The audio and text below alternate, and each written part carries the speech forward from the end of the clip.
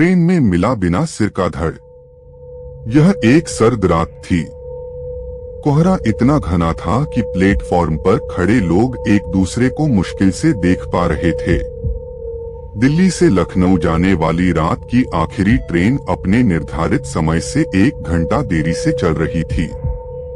Station पर सन्नाटा पसरा था, सिवाय उस भयानक हवा की सनसनाहट के जो पटरियों के बीच से गुजर रही थी।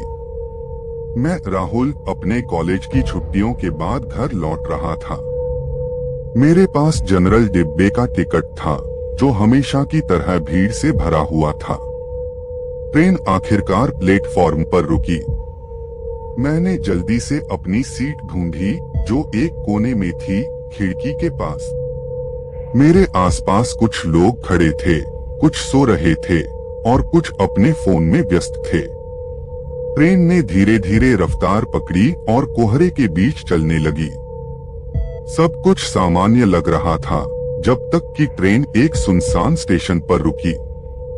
बोर्ड पर लिखा था काली पहाड़ी, लेकिन वहां कोई नहीं था, न टिकट कलेक्टर, न कुली, न कोई यात्री। अचानक मेरे डिब्बे में हलचल मच गई। एक आदमी चिल्लाया, अरे ये क्या है? मैंने उसकी नजरों का पीछा किया और देखा कि डिब्बे के बीच में 2 सीटों के बीच कुछ पड़ा हुआ था।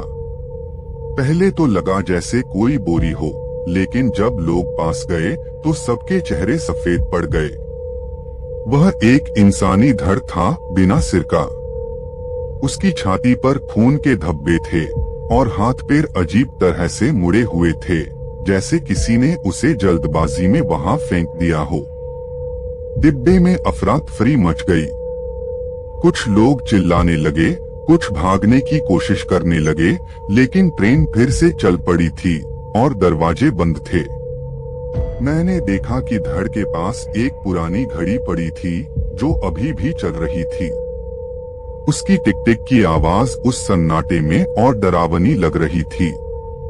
तभी एक बूढ़ी औरत, जो अब तक चुपचाप कोने में बैठी थी, धीरे से बोली, ये उसका बदला है। सबने उसे घूरा। उसने बताया, कई साल पहले इसी ट्रेन में एक हादसा हुआ था। एक आदमी का सिर कट गया था जब वह खिड़की से बाहर झुक रहा था।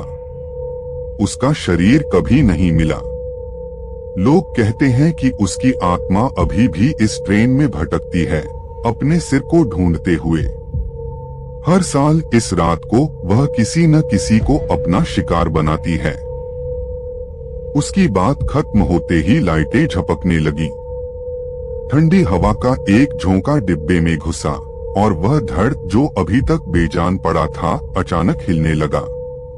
उसके हाथ धीरे धीरे ऊपर उठे, जैसे किसी को पकड़ने की कोशिश कर रहे हों। लोग चीखते हुए इधर उधर भागे, लेकिन मेरी नजर उस बूढ़ी औरत पर गई।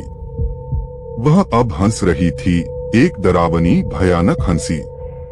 उसकी आंखें चमक रही थीं और उसके हाथ में कुछ था, एक सिर, जिसके चेहरे पर दर्द भरी चीख जम गई थी। ट्रेन अचानक रुक गई। लाइटें पूरी तरह बुझ गईं। अंधेरे में सिर्फ उस घड़ी की टिक टिक सुनाई दे रही थी। जब लाइटें वापस आईं, तो वह धड़ गायब था। बूढ़ी औरत भी नहीं दिख रही थी, लेकिन मेरी सीट के नीचे कुछ था, वह पुरानी घड़ी। मैंने उसे उठाया और उसकी सुइयां उल्टी चल रही थीं। मेरे हाथ कांप रहे थे। तभी किसी ने मेरे कंधे पर हाथ रखा। मैंने पीछे मुड़कर देखा, वहां कोई नहीं था, लेकिन हवा में एक फुसफुसाहट गूंजी, मेरा सिर लौटा दो।